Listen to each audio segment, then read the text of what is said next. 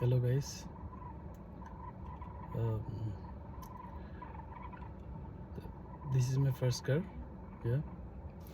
তো আমেরিকা আসছি হচ্ছে গিয়ে আজকে প্রায় কতদিন হলো, এই 6-7 মাস হলো।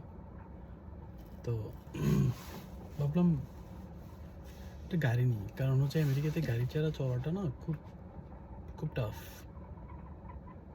দেশটা অনেক বড়, একটা কথা। দেশটা অনেক বড় বলতে একটা ধারণা দিই, সেটা একটা হচ্ছে গিয়ে যেমন এই মিজুরি স্টেটের কথাটাই যদি আমি বলি, হ্যাঁ, এই মিজুরি স্টেটের কথাও যদি আমি বলি, তাহলে এই মিজুরি স্টেটটা একাই হচ্ছে গিয়ে লাইটটা একটু দিই তাহলে দেখা যাবে ভালো। তো এই মিজুরি স্টেটটাই হচ্ছে গিয়ে সারা মানে কি বাংলাদেশের চেয়ে বড়, আমাদের বাংলাদেশের চেয়ে মিজুরি স্টেটটাই হচ্ছে বড়। তো এখানের মধ্যে একটা জিনিস যেটা পাবলিক ট্রান্সপোর্ট নেই। ঢাকার মধ্যে যেমন আমরা বেরোলেই হচ্ছে গিয়ে লেগুনা, তারপর নানান ধরনের নানান রুটের বাস, রিক্সা, সিএনজি, এগুলো এখানে কিছু নেই। এখানে সবাই নিজের নিজের গাড়ি আছে, চলাচল করে। উবার আছে, আর দ্যাটস রিয়েলি এক্সপেন্সিভ উবারটা। তো ভাবলাম গাড়ি ছাড়া চলছে না, মানে বাসার মধ্যে থাকতে হয়, অথবা দেখা যাচ্ছে যে ইউনিভার্সিটিতে পড়াশোনা করি ইউনিভার্সিটিতে যাই, ওই যে যাওয়ার জন্য শাটল আছে ইউনিভার্সিটির, ওগুলোতে করে যাই।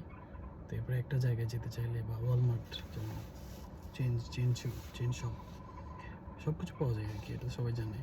তো ওখানে যেতে হইলেও দেখা যাচ্ছে কার লাগে, কিছু যে খামু, একটা জায়গায় যামু, এইটার কোনো উপায় নেই, গাড়ি লাগবেই। সেই জন্য গাড়িটা এসেনশিয়াল, কিনে ফেললাম আর কি। তো প্রথম গাড়িটা আমার নিসান সেন্ট্রা সেডান কিনছি। গাড়িটা ভালোই চলছে, দেখা যাক। তো অনেকদিন পর আসলাম, আসলে কথা বলি না, ইউটিউবে কোনো ভিডিও ছাড়ি না, আমার ভালো লাগে না এগুলো। কিন্তু ইউএসএতে আসার পরে অনেকটা একা হয়ে গেছে আসলে, লোকজনের সাথে কানেক্ট করা তো দরকার। এই যে একটা কাঠ বেরিয়ে দেখা যাচ্ছে, আসছে আমার গাড়ির দিকে, মনে হয় আমার গাড়িতে বাসা বানিয়েছে। গাড়িটা কয়েকদিন চালাই না, পিছনে নাকি আমার বাসাটা বানাচ্ছে, গাড়ির নিচে কি জানি। তো কাঠ বেরিয়ে এখানে। ওকে, সি ইউ গাইস লেটার।